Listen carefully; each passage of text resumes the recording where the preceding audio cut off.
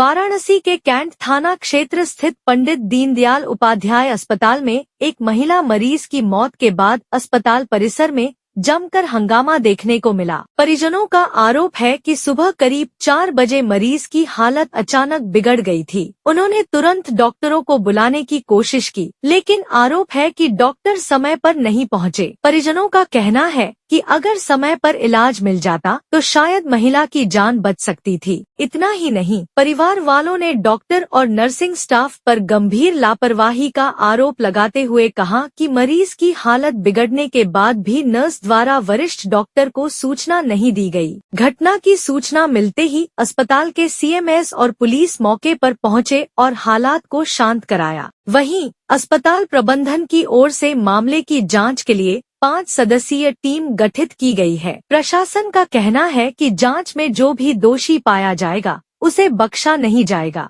अब बड़ा सवाल यह है कि क्या यह मेडिकल लापरवाही का मामला है या फिर सिस्टम की बड़ी चूक।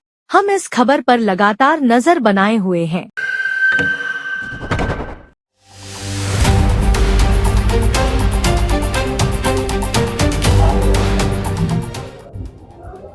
डॉक्टर साहब, अभी आपके दीनदयाल में कोई मरीज के मर जाने के बाद परिजन तो हल्ला कर रहे थे, क्या मामला था? एक मरीज था जो कि रात में 9:40 में आया था हमारे ट्रॉमा सेंटर पे। उसको पहले से भी लंग की प्रॉब्लम थी। आया था तो स्टेबल था, सुबह 4 बजे तक स्टेबल था। उसके बाद उसको कुछ समस्याएं शुरू हुई। जहाँ तक मेरी परिजनों से बात हुई तो उन्होंने कहा कि जो वहाँ सिस्टर थी ड्यूटी रूम में, उनसे उन्होंने मरीज की जो दिक्कतें थी उसको कहने का प्रयास किया, लेकिन सिस्टर नहीं आई और उनकी हालत थोड़ी सी बिगड़ती चली गई। और आई तब उन्होंने डॉक्टर को फ़ोन किया, डॉक्टर आए और देखे, तब तक काफ़ी ज़्यादा उनकी दिक्कत बढ़ चुकी थी। इस परिप्रेक्ष्य में उनका काफ़ी रोष था और ये जायज़ भी है। हम पूरे जो चिकित्सक हैं या पूरा अस्पताल परिवार उस मरीज के इस दुख की घड़ी में साथ में हैं। और साथ ही में यह भी हम इंश्योर करना चाहेंगे कि यदि कहीं से नेग्लिजेंस हुई हैं, उनके शिकायत के आधार पे एक 5 सदस्यीय जांच कमेटी गठित कर दी गई है। हम लोग पूरा सीसीटीवी को खंगालेंगे। जो सिस्टर की जो मोबाइल हैं, डॉक्टर की मोबाइल हैं, उसके कॉल रिकॉर्ड को हम लोग देखेंगे।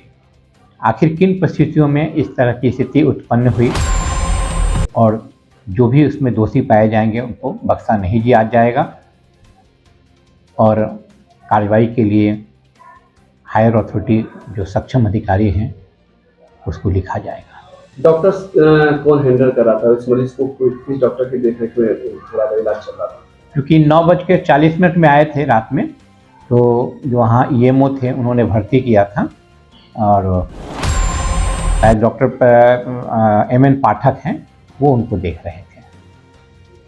गठित जो टीम आप लोगों ने किया है, उस टीम में 5 सदस्यीय जो टीम गठित किया है उसमें कौन कौन डॉक्टर सम्मिलित होंगे और कितने दिनों में रिपोर्ट?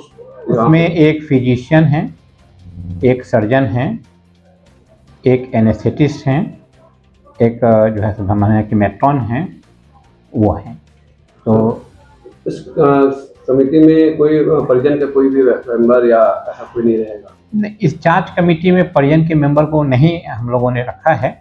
हम लोगों की जो भी फाइंडिंग होगी, फैक्ट्स जो भी आएंगे, कमेटी की जो रिपोर्ट होगी उससे उनको भी हम लोग अवगत कराएंगे कि आखिर वस्तुस्थिति क्या थी और जो भी दोषी होगा उसके खिलाफ निश्चित तौर से कार्रवाई होगी। हम आपस में भी ये देखेंगे कि हमसे कहाँ गलती हुई, क्योंकि भविष्य में इसकी पुनरावृत्ति न हो। अब जो व्यक्ति जिसकी मृत्यु हुई है उसकी जान को तो हम लोग नहीं ला सकते, लेकिन बड़ा बेहद अफसोसजनक है, बहुत कष्टकारी है और हम पूरे अस्पताल परिवार उनके साथ में हैं। हर तरीके से उनको हम लोग मदद करेंगे। परिजनों का आरोप किसके ऊपर है, डॉक्टर के ऊपर या नर्स के ऊपर? परिजनों का आरोप बेसिकली जो सिस्टर हैं उनके ऊपर है कि उन्होंने नहीं देखा।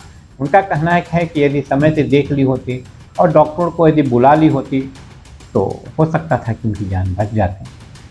तो अगर नर्स की चलितता हो या डॉक्टर की, तो लापरवाही पे किस तरह से कार्रवाई?